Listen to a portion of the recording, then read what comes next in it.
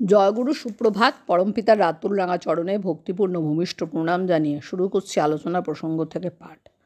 দুপুরে ভোগের পর শ্রী ঠাকুর বড়াল বাংলোর ঘরে বিছানায় বসে তাম্রকূট সেবন করছেন। মায়েরা এসে জড়ো হয়েছেন। প্রফুল্ল: আপনি লাভজনক কর্মের কথা বলেন, এর মানদণ্ড কী? ঋত্বিকদের তো ঋত্বিকই একটা মানদণ্ড। যারা অন্য কাজ নিয়ে আছেন তাদের কাজের বিচার হবে কি দিয়ে?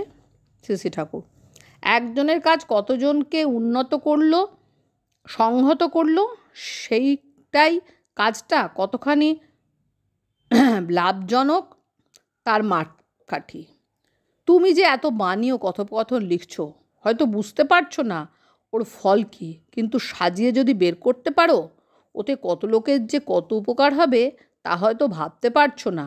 সেইটি করতে পারলে একটা বিরাট প্রফিটেবল ওয়ার্ক, লাভজনক কাজ হয়। প্রফুল্ল: ফিলান্থ্রফি অফিসে যারা কাজ করছে ওই দৃষ্টিকোণ থেকে তাদের কাজের মূল্য কিভাবে নির্ধারিত হবে? শ্রী ঠাকুর: তারা যদি নিখুঁতভাবে সময়ের কাজ সময় করে রাখে, সেইটির পর দাঁড়িয়ে অর্গানাইজেশন, সংগঠন আরোর পথে এগিয়ে যেতে পারে। প্রফুল্ল: সংগঠন যদি তার সদ্ব্যবহার না করে? শ্রী ঠাকুর: তখন সে ব্যবস্থা করা যেতে পারে। যেখানে যেমন কাজ সেখানে তার পরিপ্রেক্ষিতে বুঝতে হয়। ধরো একজন হয়তো অফিসে খরচের বরাদ্দ করছে, সে কনফার্মিটি কত, সুষ্ঠুভাবে কত সে সঞ্চয় করতে পারে, এইটি দিয়ে বোঝা যাবে যে সে কতখানি প্রফিটেবলি, লাভজনকভাবে কাজ করছে। সঞ্চয় করতে গেলে মানুষকে তার আবার অতখানি উন্নত করা লাগবে। মানুষকে তাজা না রেখে টাকা বাঁচাবার তো কোনো মানে হয় না। প্রত্যেকে যাতে দক্ষ হয়, যোগ্য হয়, অর্জনপটু হয়, তাই করা লাগে। এইভাবে প্রত্যেক ব্যাপারে।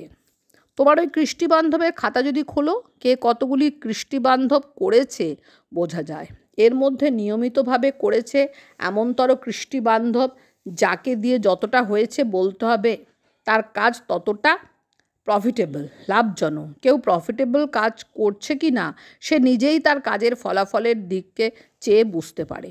একজন হয়তো চিঠিপত্র লিখছে, তাতে কতগুলি মানুষ অনুপ্রাণিত হচ্ছে, তাদের উৎসর্গ প্রবৃত্তি কতখানি জাগছে এবং সংগঠন তার ভিতর দিয়ে কতখানি লাভজনক হচ্ছে তা দেখে বোঝা যায় কার কাজ কোন দরের। এইভাবে প্রত্যেক কাজের ওই দিকটা আছে। জয়গুরু বন্দে পুরুষোত্তমম।